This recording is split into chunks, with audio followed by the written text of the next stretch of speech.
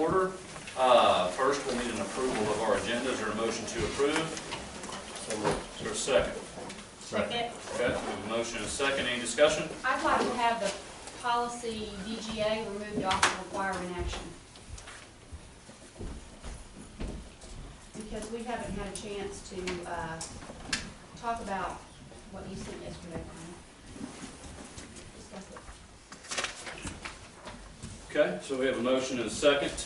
We have a request to remove that off of requiring action. Is that something that you would want to accept? I would like to do that as well. I'm comfortable leaving it where it is. But I think the information Brian shared yesterday is consistent with what we had discussed at the work session. Okay. Well, at the last month's meeting, we had made a plan to change the language, and we all agreed on that. And so at our work session, I think that shouldn't have ever been put on the requiring action, because something changed between last month and our agreement last month and this month. So I think it's just a fair procedure to put it on informational and let us discuss it at the next work session, and then we can do requiring action. Any more discussion? Yeah. I would have a question on it. It isn't changed, is it, as it stands right now? Yeah, it would be the same policy. So there's no action to be taken? Well, No, because it's proposed by MSBA. Right. It is a new policy. Oh. it is a new policy. And last month, we had agreed. I'm with it. I just thought we weren't changing the it. so. language. Okay, so we have any more discussion? I don't care if we pull it off. All right, so we have a motion to approve the agenda, and we have a second. Any other discussion? All right, all in favor, please say aye. Aye. Any opposed? Nay. No. Motion carries. We have recognition. Turn it over to Ms. Hopwood. To start this tonight, I'd like to just read a thank you letter that was sent to Missouri Delta Medical Center on behalf of our school district. First, I have to put these on this. Dear Mr. Gaines, please allow me to express our appreciation for your generous donation to Sikeston R6 schools of the LCD flat panel monitors. The monitors will be distributed throughout classrooms in the district for instructional use. Your donation has enabled the school district to accomplish far more than it otherwise could have. On behalf of the parents and students of Sikeston R6 schools, I thank you respectfully, Mr. Williams. They were very nice to donate some monitors, some flat panel monitors to our technology department, and as it states here, we've distributed those throughout different areas of the district, and so it was just a very nice donation, and we'd like to thank them for that. Okay, next on our recognition, we're going to recognize some students for academic All-State. Mr. Lade. We're going to start with the volleyball girls. First, I'm going to bring the girls in, and then I'm going to give you a little summary of hold up just a second. A little summary of what it took for them to accomplish this, and give you a little information about it. Our first volleyball player to be awarded with the All-State Academic Recognition is Zaria Blissett.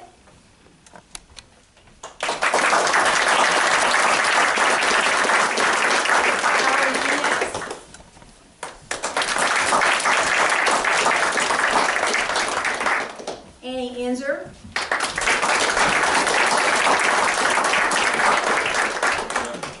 Audrey Keller.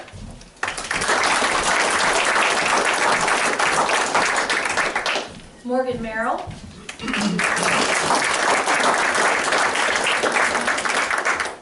Olivia Nash.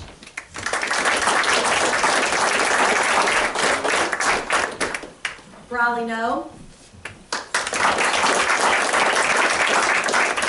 And Morgan Poindexter.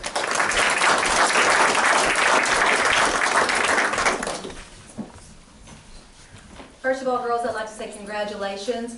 Just to let you know, all of these young ladies played in 75% of their varsity matches. They maintained at least a cumulative of a 3.6 GPA. Ladies, again, we'd just like to say congratulations on this accomplishment, and thank you for representing Sikeston R6.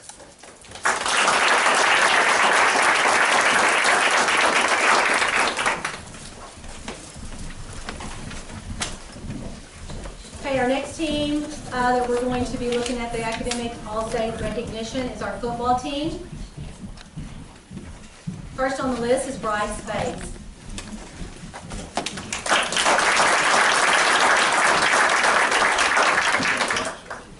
Mackenzie Worth.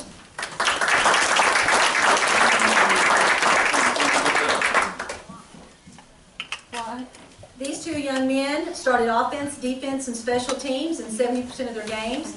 They scored a 25 or higher on their ACT. They earned a 3.5 GPA, or they are ranked in the top 10% of their class.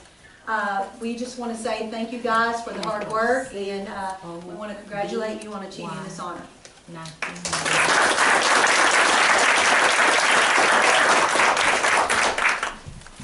Our next group of athletes is our softball, Georgia Aiders.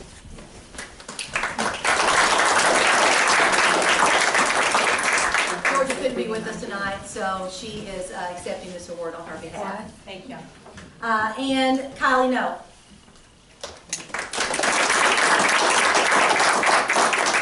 I want to go ahead and let you know what these young ladies accomplished. These young women earned an outweighted GPA of at least a 3.5. They started 70% of their games and are ranked in the top 25% of their class and have attained a 24 on their ACT. Last of our athletes is boys soccer, Connor Meredith.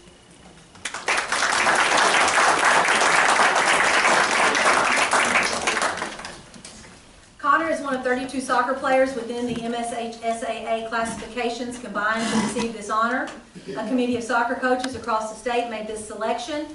The requirements for this, to be a senior soccer player with at least a 3.0 GPA and to be involved in at least 2 other school or community activities. Congratulations, Connor.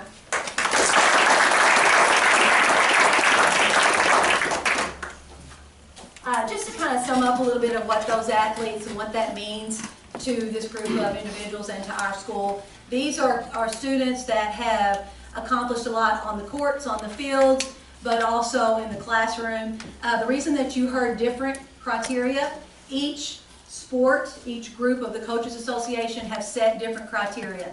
So some of them, you heard some that had to have a certain ACT, some did not. So that is actually, that's the criteria that the Coaches Association comes up with for each individual sport, and that's why they do vary.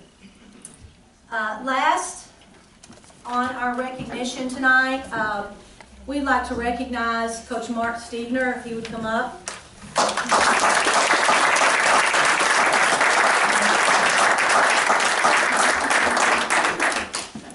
Coach Stevener recently was awarded the National Wrestling Hall of Fame Missouri State Chapter inductee.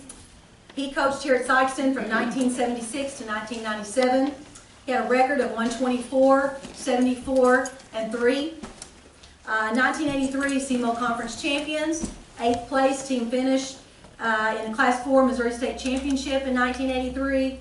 Conference runner-up 5 times. District runner-up 6 times. Coached Sikeston's only state champion in 1983. Coached 21 All-State wrestlers. Has 45 SEMO Conference champions. 39 SEMO Conference runner-ups. 147 all-conference wrestlers, 43 district champions, 164 all-district wrestlers, and 76 state qualifiers. On Sunday, October the 25th, 2015, Mark Stevener was inducted into the Hall of Fame by the Missouri chapter of the National Wrestling Hall of Fame. Mark was presented with the Lifetime Service to Wrestling Award for his tremendous contributions to the sport of wrestling. He was with us for 21 years, and we do appreciate your time. Congratulations.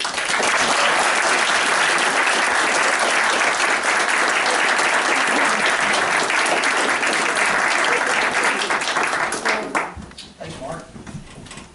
Good seeing you. Who was that, 83? Usually. Oh, okay, yeah, okay.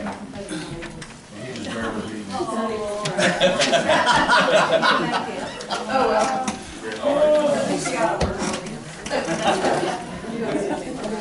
Will you stay if you want? I think Mark. I'm gonna go to the pool and swim, that's a challenge.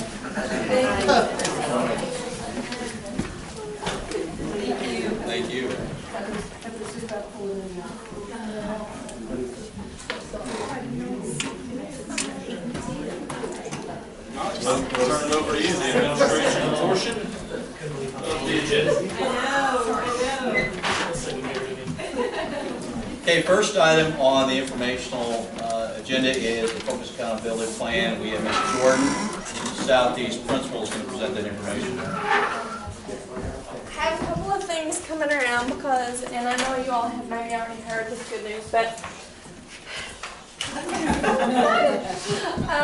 we have met exit criteria finally for the focus school identification. I knew we had, it just took the state a little while to figure that out, but we have met the exit criteria, which means if we maintain our scores this year and next year, when we maintain our scores, because we're going to, we will no longer be identified as a focus school. So, we're super excited about that. The data that you have coming around, the first sheet is called the supporting school data, and that actually gives you, that is the document that DESE uses to look at our 3-year cumulative averages. Our exit criteria was 30.3% proficient advanced. We exceeded that with a 31.2%. So if we just maintain our at least a 30.3 this year and next, we will be out of that identification. Also, the other thing that you have is our actual MAP data. You can look, I put either what we were plus or minus there from the 14-15 score for the comparison. We have work we know to do in 4th grade math, so we have really hit that hard and heavy this year. So we look for those scores to improve, but as you can see, we made some pretty substantial gains from 2014 to 2015 in the other areas. So we're working on it. Congratulations, Yeah. that's Yeah, wonderful. that's great. Awesome. That's awesome. We're thrilled to get that move. So yeah, we're ready to be done. So you with don't that. want to come see us every month? Well, I'll still come visit. But I won't hurt my feelings to not be a focus school anymore. Well, when you are no longer a focus school, are you gonna keep doing some of the things that you're doing now? We will keep doing everything that we're doing now. Okay. It will just be less paperwork. Yeah. It's, the PLC initiative, you know, that's sort of you have to have buy-in from your staff, and that's not just academics, that's your building climate, culture, that's the whole shebang. So I mean, we had work that we needed to do in that area, and the PLC initiative is a 3 to 5 year commitment. So that's not going to go away. And many of the other things, if not all of the other things with our RTI structure, the way we're using our title teachers now, those things will remain the same, even if we're no longer focused. We don't want to be a focus school anymore, but then our next goal will be a blue ribbon, to get that blue ribbon distinction. So we're going to keep going. Any other questions for Alicia? Good work. Thank you. Great. Thank you very much. Next, under informational, is the junior high achievement update. I have Mr. Staple, the junior high principal, and Jody Glidewell, the academic leader at the junior high school. Turn it over to you two. Bill's going to make a presentation. He's going to talk first now. Yeah, okay. Check. Good afternoon. Excited to be here. Excited to see everybody present our achievement update. I'm just going to jump right into it and just talk about some of the things that we're doing. And Ms. Viola has some videos to kind of give you some eyes on so you can kind of see what's going on. Just a few things that we're doing. PBS, that's still in play. School-wide positive behavior support.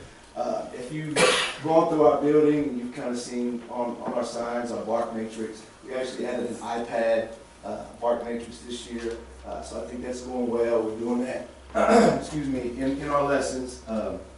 Perfect discipline is still going on. That kind of goes along with that. That's every quarter, kids who haven't had any discipline issues, they get to participate in that. We also had an anti-bullying assembly. That was pretty cool. I think Mr. Williams, kind of caught some of that. The kids really enjoyed it. Attendance incentives coming at the end of the year. So we got a lot of things that we're really happy that have been in place, and we're going to continue. PLC, as Lisa talked about, that's something that we've kind of renewed our focus on this year. Our leadership team attends monthly committee meetings. Okay, we also have our own meetings at the school. I'm really excited and pleased with what we're doing there. We have a lot of fresh ideas. I'm so proud of my teachers. I have 3 of them here, and the ideas that have been coming forth for student learning, because that's what it's all about. Student learning, student achievement. I'm just really excited the direction that we're going with our PLC initiative. So I'm happy there. If you've kind of gone around our building and we're talking about culture and buy-in, and you've seen our mission and our vision, and that's kind of what a lot of what the PLC is all about, buying in. So I'm not going to, the vision is real long, so I'm not going to read that. But if you've seen our mission, it's Bulldog, building a unique love for learning while developing our greatness. And one thing we want to do with that PLC is collaborate. Get all the teachers to own that. I'm big on team, working together, buying into that vision, buying into that mission. So I think we're headed in the right direction. Mr. Savage, how would you?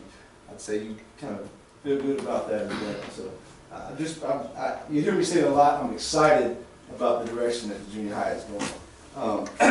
Excuse me, I've been sick, so I was a little. Community outreach, BVO, our Parental Advisory Committee. Our BVO is our Bulldog Volunteer Organization, and our Parental Advisory Committee. We've got a lot of positive feedback from them this year, a lot of positive direction from them. We're also going to do on March 31st a parent night. It's going to be dealing with internet safety, and going into next year, we're looking to do that regularly, just to include the parents in the community in a lot of things that we're doing. One of our focus, in which you'll see on these videos, is our I-League team. Something that we're very proud of, something that I think is producing a lot of positive results. These things, these iPads, they're amazing tools to enhance student learning, but that's what they are, they're a tool. Good teaching is good teaching. I think with this I-League team, we've created that this year. We have a few of our teachers that are working along with Ms. Edwards, and the whole point of it is to get the best out of this technology. And you hear me using that word, collaborate. One of the best things that I see coming out of this I-League team is that collaboration. Our teachers are teaching our teachers, which is, to me, the most effective form of professional development. They meet once a month, they meet individually and as a team, and they share their findings at our PD days. And it's been great. And one thing we're focusing on, I don't know if you guys have heard about the SAMR model. Has anybody heard about that? What was it called? SAMR model. SAMR? S-A-M-R. Okay. That's basically the way you implement your technology. Are you using it just to use it? Are you using it to enhance your students' learning? And that's one thing we're focusing on. The higher we can go on that SAMR model, the higher we're going to go with our depth of knowledge, the better our student engagement is going to be, the better our classroom management is going to be. And that's something, again, with this I-League team, I think we're really working towards. So Ms. Glidewell has some videos. She's going to show you just a couple things that go on in the day at our school, and show you a video that one of our kids actually made. I'll let her take over from there if you guys have any questions. The first video you're going to see, this is just a small glimpse of a day at SJHS. This was recorded about 2.5 weeks ago. You're going to see different things, 7th graders, 8th graders working together, teachers interacting with them. Just an ordinary day at SJHS. And it's important, I think, to note that you're going to see a variety of assignments going on here, projects. These 2 kids are working on a project in the hallway that are going to start the video, experiments, and just I think what Mr. Staple and I are most proud of, our teachers and our kids interacting and working together and learning. So here we go.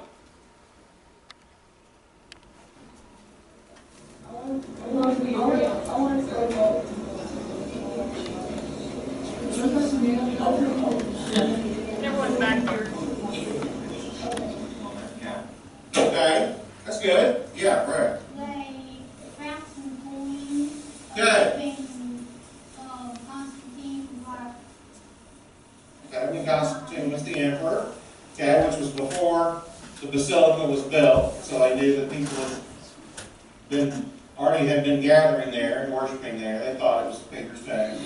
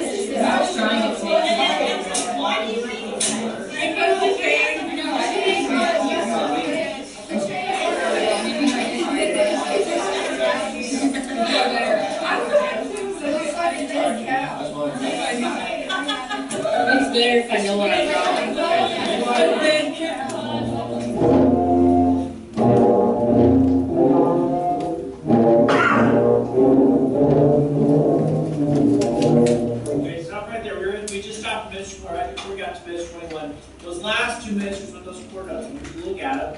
Once you say the note names, ready? Say the note names. 1, 2, ready, go. B flat, C, D, E. Like I said, that was just an ordinary day, and now, that was taped by me. This one, prepare to be wowed. The next video I'm going to show you is by our kids. This was a propaganda assignment that our 8th grade English classes did. They did this leading in to a unit on argumentative writing. So they learned about the various techniques of propaganda and bias, and they worked together and created videos, trying to sell a product, market an idea or something. They were told they could get celebrity spokespersons, which could be principals, teachers, so on and so forth. Mr. Staple and I both starred in a couple. Mr. Staple was quite good at some commercials about his hair. Everything had to do with being bald. Yeah. The one I'm going to show you, though, is made by one young lady and 2 young men, and it is phenomenal. Prepare to be wowed.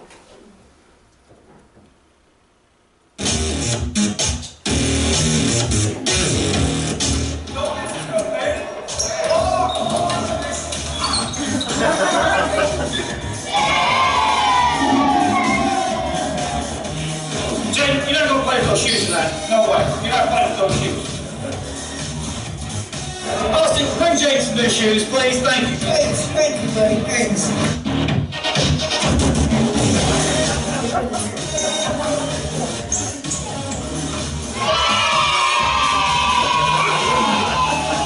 There you go, Jake. That's more like it. Good job, Jake.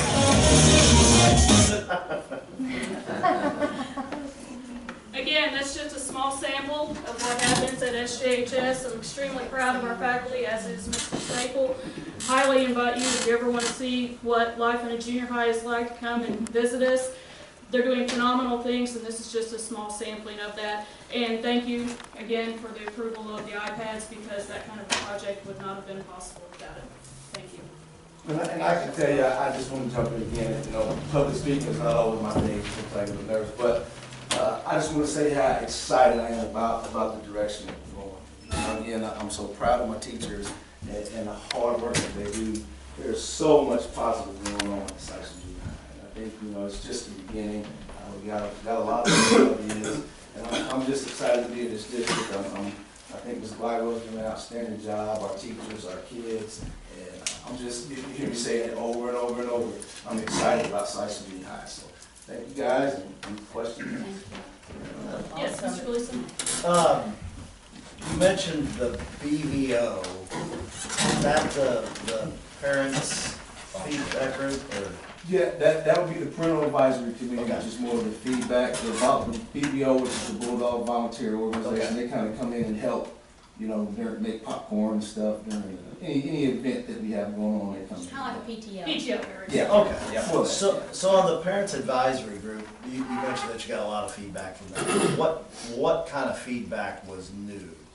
One of the things I think we got this year was with student-led conferences. They really liked how the high school did that, so they thought it would be a good idea for us. So we kind of brought that back to our teachers, and it turned out to be just a great success. It's just one of the many. They just, they help us. We kind of ask them, questions about, what they might want, needs that they think might need to be addressed. I think that's the biggest one this year, though. Do you have any idea about how many parents, this is probably going to be a hard one to answer, but do you know how many more parents are involved than maybe some years back? And Jody, you probably have better perspective on that, but. We have more involvement this year on BVO than we have had in the past couple of years. It ebbs and flows. Yeah. There's never a set target. Kind of wish you would have showed and shared the archery. As I sent out a message to you all here this past week. When I made the video, they hadn't started doing the archery unit yet. But yes, it's phenomenal. Pretty fascinating. And that's part of the Missouri Department of Conservation grant that we received last year, that the kids have this equipment and are going through the unit, and it's pretty fascinating. If you go on Twitter, you can see a short clip of some of the kids doing it yesterday. It's going really well. They're really enjoying it. I gotta say, I'm a bit disappointed. I had expectations that we were gonna see something about the hair commercial. You noticed that? I thought you was gonna put it on there. He deleted it before he got there. Jody didn't know it. I think there's about 5 or 6 of them. And, you know, all the kids came to me, it all had something to do with hair removal. That's all I expected to see. Yeah. It's still on YouTube. Check it out on YouTube. Yeah, that's, They did put on Twitter, you know, put on our Twitter feed. That's what I'm trying to Any other questions or comments? Okay, next item we have is student enrollment as of February 1st, 2016. Our enrollment at that point is 3,375 students. We are down 8 students from the previous month.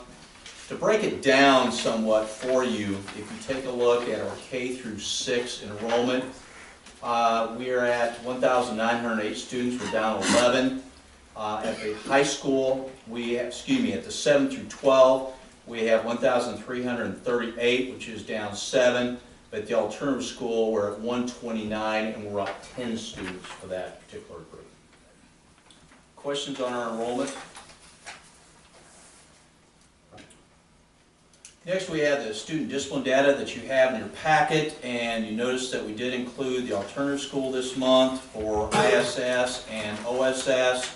It is broken down by month, by building, also by ethnicity, and also by the infraction that each kid is disciplined by. Questions on student discipline data? Okay, our next item is consideration of board policy GCD-1 and GCI. GCD-1 is that of professional staff recruiting and hiring. GCI is professional staff assignments and transfers. They're for the board for consideration this month, and during our work session then, we will come back and share again as far as what we're planning to do, if anything, with each particular policies and or procedures. Questions on those particular policies? Okay. With that, we go into requiring action. First item there is request permission to schedule an executive session to discuss personnel matters immediately following this meeting. Is there a motion to do so? So moved. For a second. So a motion and a second. Any discussion? Seeing none, we have to have a roll call vote for this. Mr. Gleason? Yes. Ms. Drury? Yes. Mr. Crumpector? Yes. Ms. Stewart? Yes. Mr. Tanner? Yes. Ms. Wayne? Yes. Mr. Lake? Yes. Okay, next item under requiring action is approval of the curriculum. That is the mathematics curriculum. Mr. Mays will present that information. Doesn't fall any under the center. I'm asking the board for approval of the math curriculum in grades K through 12. You may have noticed there's not a lot of changes in the curriculum from since last year. The main focus has been on aligning our learning targets with state standards and doing some revision of those learning targets. We are working toward a vertical alignment of our learning targets, which could possibly cause some revisions to those next year, as well as we want to start putting our activities into our web application, which is BYOC. I do want to compliment our teachers, coaches, and administrators for their continuing hard work on the curriculum. I also want to put out a couple of things too. On the page that you're looking at, you may have noticed that we had changed with the Algebra 3 trigonometry. In the past, that's been 1 year-long class, and we're proposing changing that to 2 semester classes. The reason for this is to give a little bit more flexibility with the students. So if a student wanted to take Algebra 3 one semester and maybe wanted to take CP Statistics the second, they could do that, rather than being locked into that. And also AP Statistics is a new course that we're proposing to offer. Do you have any questions tonight? So you said that the curriculum, there's not that many changes in the math curriculum. Not a lot. Mm-hmm. Well, when I was looking through it, the thing that bothers me about it is some of the materials and resources that we're listing here. If you look at our math scores for the district, I mean, they're a lot of concern with those math scores. And so my question is if, because they're the lowest that they've been in a while. And I'm looking back on that sheet that you gave us, where you went back to 2008 and you gave us all of the MAP scores since 2008. For 2015, it's the lowest that we've been since 2008. So my question is since, you know, for instance, like in 6th grade, on our MAP scores this year, we had 31.6% of kids that scored proficient or better, proficient or advanced. So that means that there's, what, 69% of kids that did not score above a 70. So 70 or below, you have 69%. 7th grade, you have, what, 77% that are below basic or basic, so that would be under 70%. So I think I'm having a hard time understanding why we're not changing what we're doing yet. Because if you look at our scores and you see that they're going down, why aren't we trying something different? Well, first of all, on the part about the 70% too, math scores aren't calculated that way. So there's no percentage that ties into that basic, below basic, proficient, or advanced. So it's not correct to say that those scores are below 70%. That's just, we get the score based on the norms for the rest of the state. They determine where those students fall. As far as changing the resources that we're using, actually we did do that. In 2012, we made a decision that we felt like that the scores weren't where we thought they should be. And I remember talking to Mr. Williams, and I said, you know, we can keep doing what we're doing and kind of meander along this path we're on, or we can try to make some changes to that. So we did. And you're right, initially the scores did drop. They seem to bounce back somewhat this year, this past year. If you compare the scores of the students to the state, talking about comparing the scores of the students to the state scores, we looked at that earlier this year. And if you remember we narrowed the gap in the percentage of proficient students as far as we got closer to the state results. So those changes were made for that very reason. Some of those resources you're talking about were resources that were utilized to address those concerns. And so anytime you try something new, often you see an implementation dip. I kind of think that's what we had. But the reason for doing that in the first place was to try to improve our scores and improve the academic achievement of the students. So how long do you use the same things without?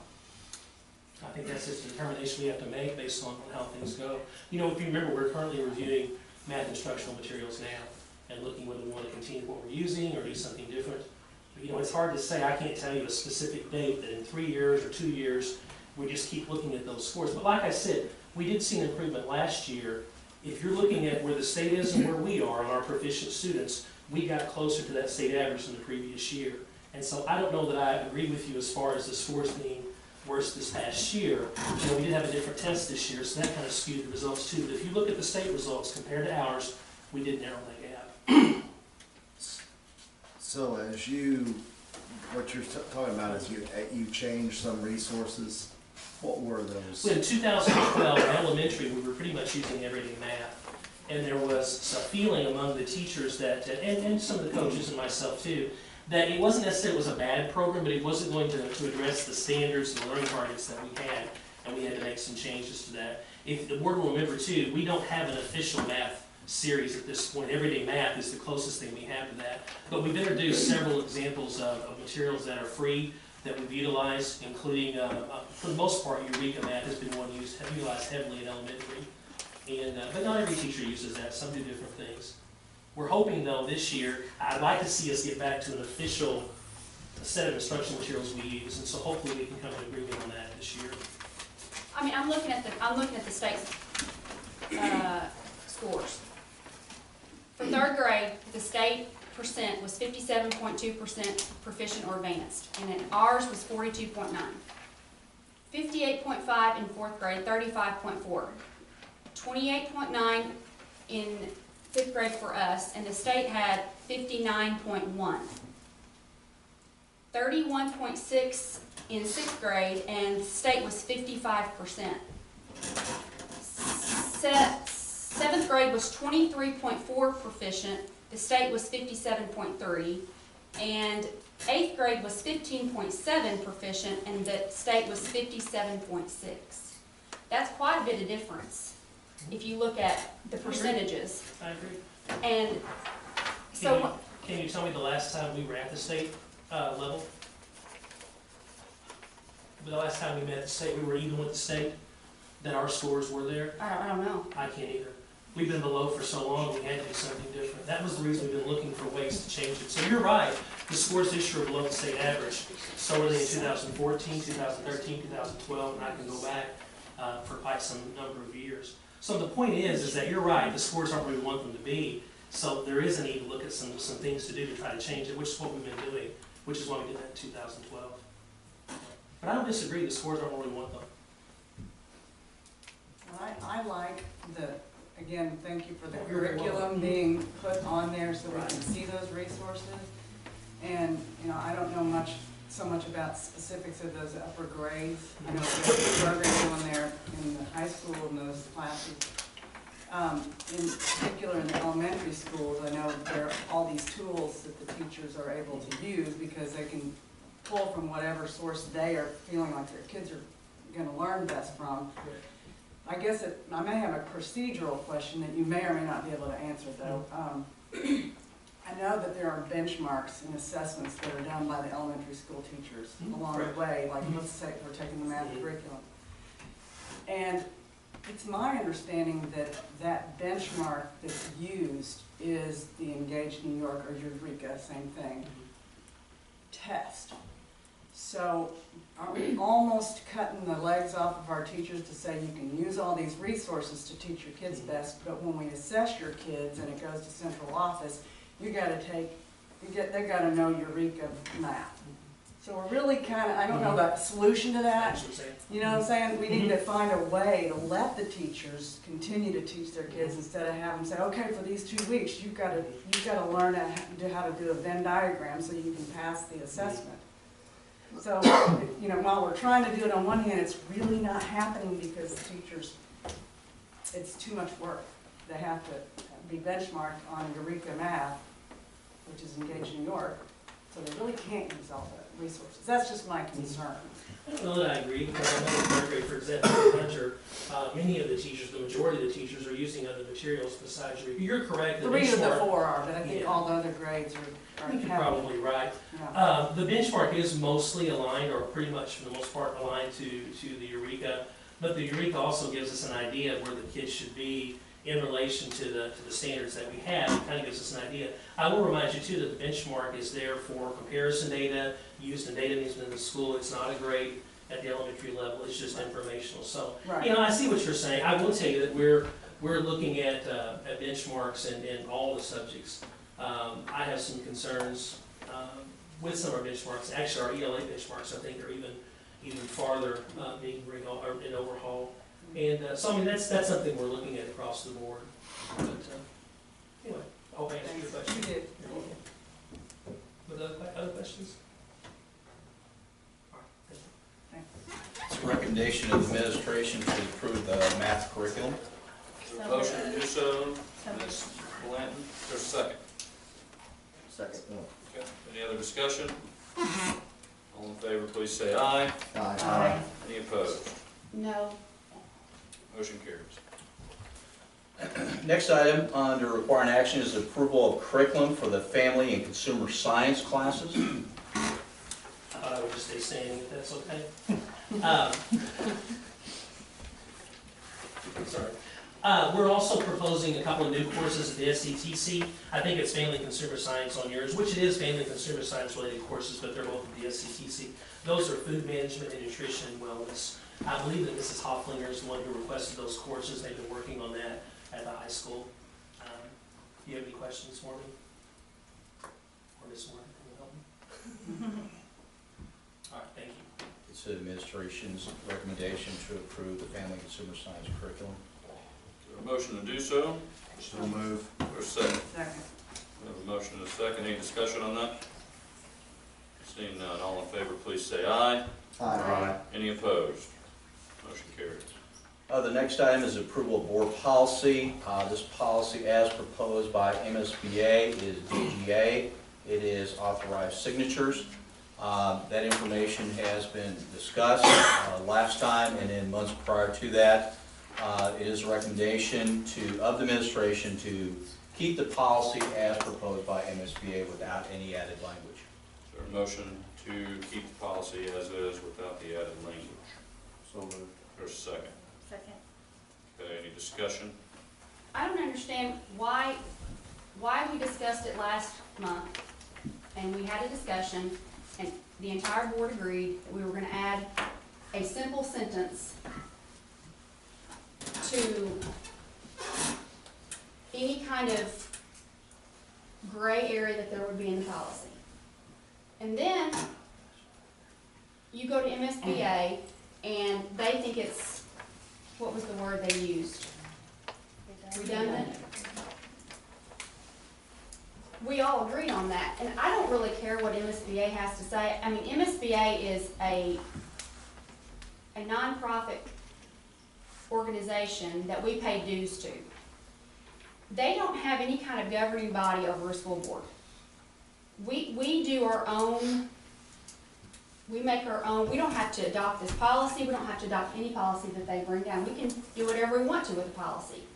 And I don't understand why we agreed on this, and then now we went through this whole thing of emailing back and forth and talking about it last week, and the problem with this policy is this.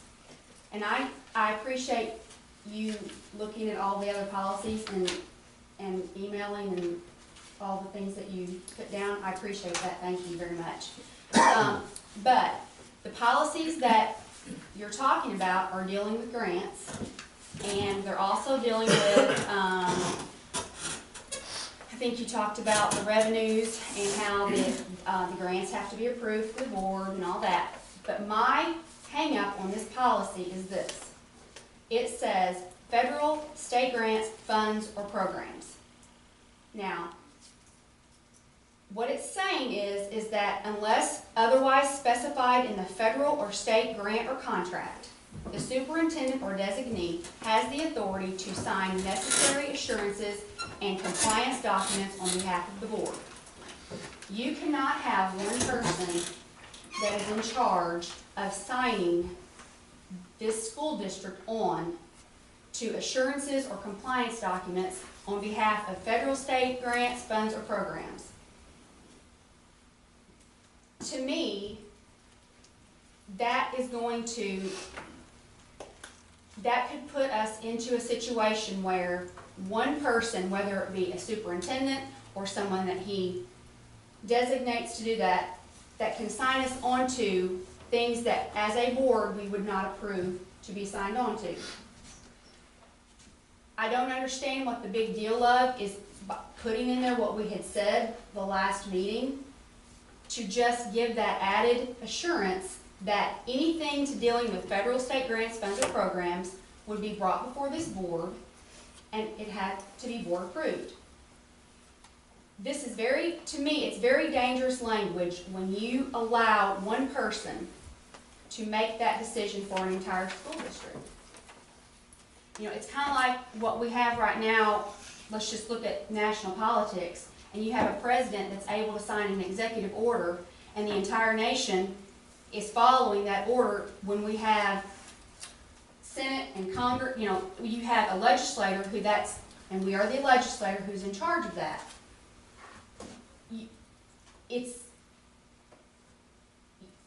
I just don't think that this is something that we need to approve as a board, and adding that additional language in there is not that big of a deal. The way I understand this is that, and correct me if I'm wrong, Tom or Brian, that Tom cannot enter into an agreement for any kind of federal money or grant without the will of the board. And that's clear in the policies that Brian emailed to us. This is only stating that he can authorize that the document saying, this is what you required us to do for this money that the board approved that we would take. This is what we did. Is that not what I understand? That this is basically the documentation for a fund money that's already been given to the district. This is not allowing Tom or his designee to enter into any type of agreement. It's just providing information that is needed to make sure that we're fulfilling the obligations that we said we would do to take that money. assurance and, okay, That is correct. okay. Do we have a policy that covers programs? Like, let's say we were offered, hey, you don't have to pay any money for this isn't a grant, but the federal government is offering this program to your school to implement. And That would be something that'd have to be approved on the revenue side of the budget. So that policy would be the budget policy what if it doesn't cost any money though, I'm saying? Oh, no, What no, if your the program's revenues- offered? But your revenues have to be approved on the budget as well. The budget is not just the expense side of things, it's not just the debit side, it's Right. the credit side as well. So Okay, you have to approve all Any of those things, benefit as you're getting. anything is in the budget, and you're gonna know then, and if it comes in the middle of a budget year, you have to do a budget adjustment and have done budget adjustments. I mean, I think you did a budget adjustment for a revenue last month. And you also did the corresponding expense because it was gonna be expended. Right, So, okay. so I think that's So where that's that would, where you're covering your programs. Yes. And nobody wants to oversee the compliance, well, what we've I approved and I doing don't those. believe that Nobody wants anybody is, I really don't believe that anybody's on a different page. It's how do we make the language work? And in looking at it, and during the December work session, I didn't really have any problem with the suggested 3 words, but then after looking at it, I thought, you know, that seems to modify the assurances and compliance documents, and you sure don't want to have to come to this board every time somebody wants to submit a compliance document. So I think now that we've looked at it and there's these other policies that address the issue, I just don't think that it's necessary. And I go back to the way this has come down the pike. I don't like that it feels like it's backdooring and not giving opportunity to, you know, if anybody wants to discuss it further, I think that that's the way to do it since we were all on the same page last month. And that's my concern about this, is that I don't feel like procedurally we are at the point where we should be at Well, requiring and action. I think, and I went back and looked, procedurally, it was on the December work session. And at that point, I think it was, we're gonna look at this language, and then are there any other policies? Look at that. And then it didn't make the agenda on either the December regular session or January, either one. And then it was brought back on here. He was on for And so we consideration got some more separate. information, we discussed it last week. Heather brought up, I thought, a very good point about the issue of funds and programs that I hadn't really looked at, so that was the purpose of my subsequent email.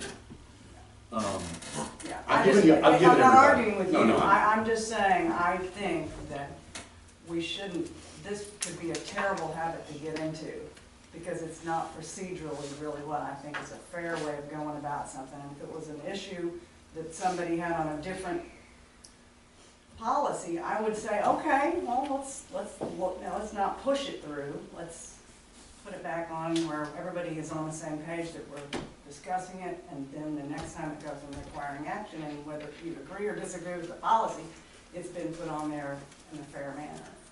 Well, I guess it's all in the eyes of the beholder. This is the 3rd meeting we've discussed this with the 3 words.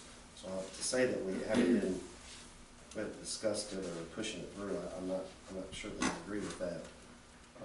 And we agreed last month on the 3 words. Well, we didn't take a vote, so I'm not sure that we agreed. So, Well, I think we all agreed, and Brian was gonna we agreed that he was gonna give us clarification. add the wording to the policy, and we were going to approve it. And then I think to Tom suggest that contacted we're jamming MSBA, it and through is just- MSBA says that's it's not- redundant, that's and not now right. we're back to square one again.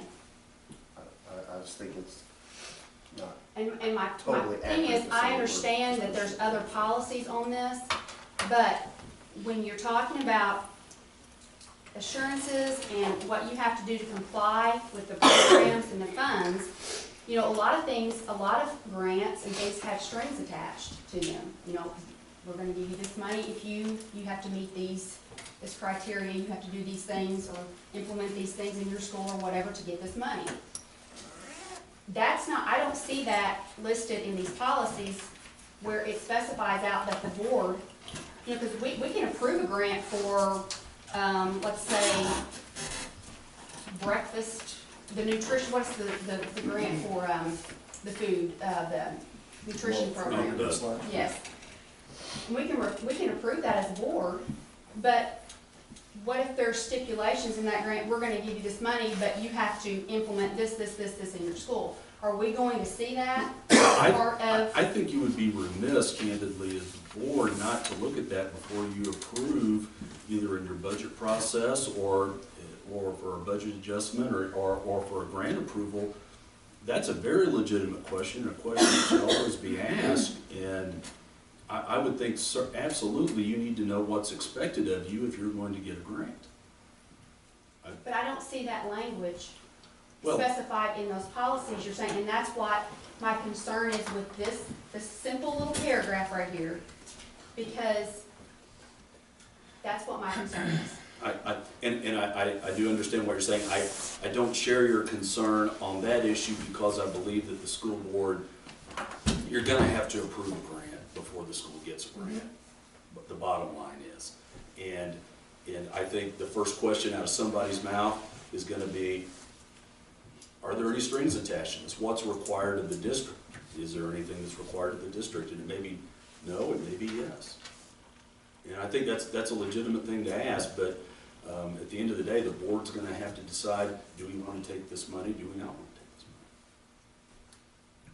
That's why you all get the big bucks for being on school. Is there a policy on programs, on federal, state grants, funds, or programs? That would be. That don't cost money, that we don't, you know, if you wanna implement a program that doesn't cost the district anything, it's just a program, I don't know what that would be. Are you asking if there's a board policy to cover that, Heather? It I'm is. trying to pull this up and I can't pull my. We had to vote whether or not we took, remember the car that the city gave us? We had to vote to take that. So, yes, we're gonna have to vote on it. Well, Which- I'm which talking was- about programs. Well, no, but there was no expense to that. It was, they were giving us the car. We had to vote Donation. to accept it. It's a donation, yeah. Yeah. well, and as far as programs, and I think I was talking to, I think that was kind of Rebecca's question earlier that I tried to answer. Anything that's gonna be a revenue to the district, you guys have to approve, period. It doesn't matter if it comes from a program or a grant or whatever.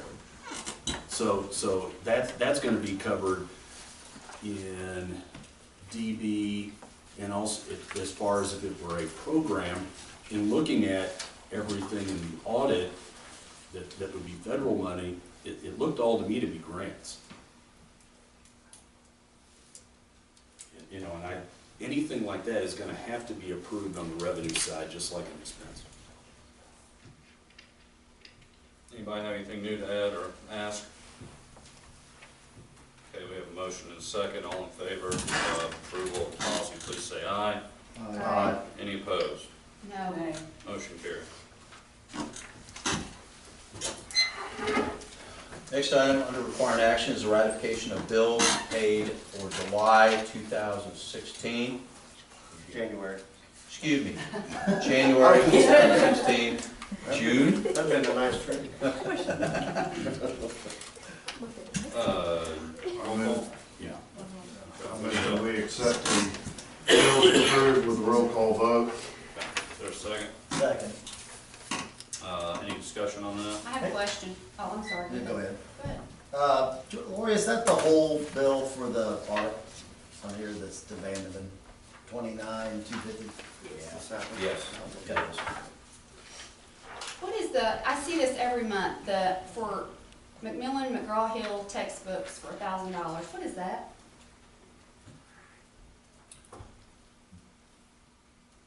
Let me bring it up.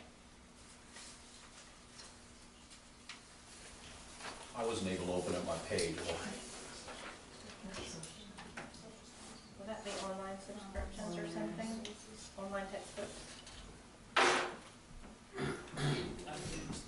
You're referring to CTV, McGraw-Hill, guidance testing? I think, can I? It's under, I right under think- Little Caesar's Pizza. Little Caesars? I believe that I'm aware of what it is. That's what we were talking about a moment ago. When we adopted the social studies textbooks this past school year, there was a charge for training that was not billed to us, that was in the bid originally, and they recently billed us for that. I believe that's what that $1,000 is. But I thought I saw it a thought I've seen it before, like it's recurring. I was just wondering if, like Amy said, it was an I online don't kind of thing believe that so. we're. Because I don't think we have a reoccurring, I'm not saying you didn't see it before, but we don't have a reoccurring charge from them. I'm looking at Lori to verify that. No, not that I'm aware of. But I know I was contacted by the business department and asked about the charge, and I did some checking, and I believe that charge was, no, they just didn't bill, they forgot to bill us for it, and actually, we checked on it in September, October, and inquired about it, at that time they weren't sure, but it finally did come through. To the best of my knowledge, that's what that bill was. Is it MC?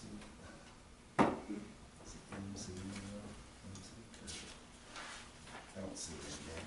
No, I don't see it in January either on this. Maybe I didn't see it, but I just, for some reason, I thought, I wonder what that is.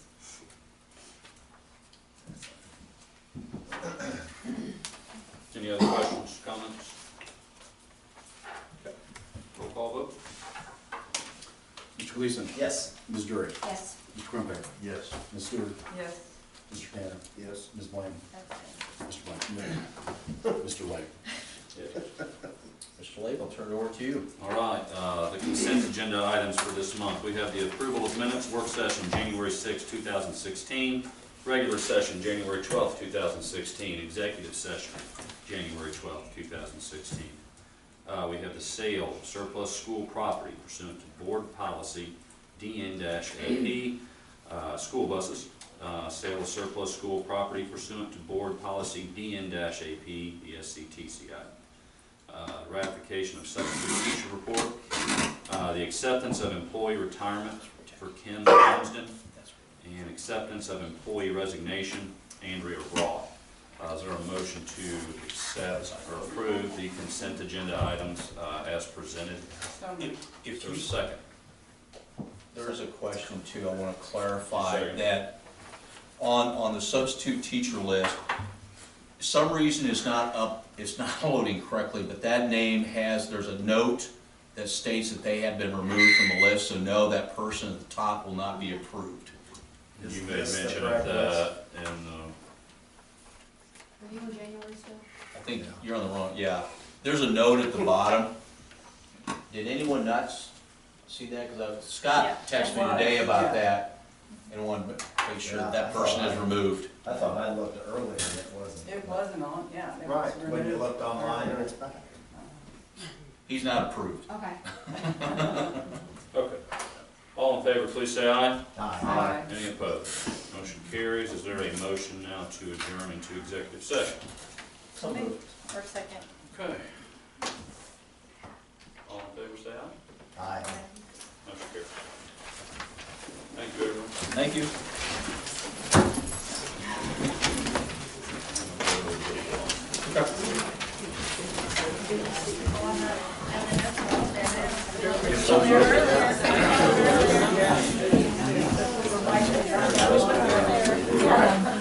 Hey, change that.